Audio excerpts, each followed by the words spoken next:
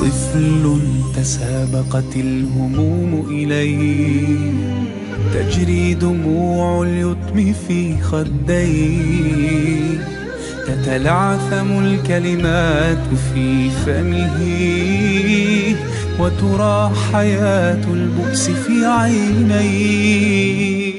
آلم وفقر حاله ودموع، ظمأ وجوع قلبه موجوع.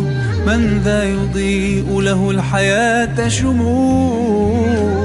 من ذا يواسي ومن يؤويه؟ كن بلسما يمحو الأنين، وسعادة للآخرين، ذا رحمة وفضيلة كالماء. این چیزا رو کلش من دادم به مردم. صحیح. خب مردم پیسه نداد دیگه. خیره. خیره. چقدر خوب بچه کس میگه خیره. بان که مردم مریض نشن نه؟ کل ازی چند میشد؟ ماچا.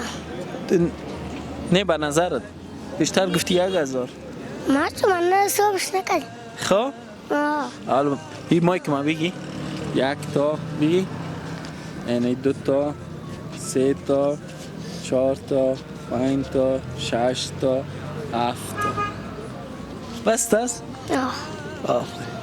این چند روز کارم نکنیم بس نیست؟ آفرین. حالا دیگه خوش باش، خنده کن.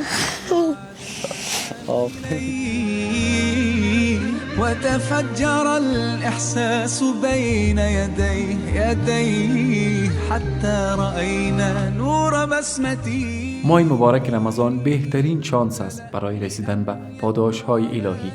دوستان عزیز، ما در نظر داریم که در این ماه برای نیازمندان افطاری آماده کنیم.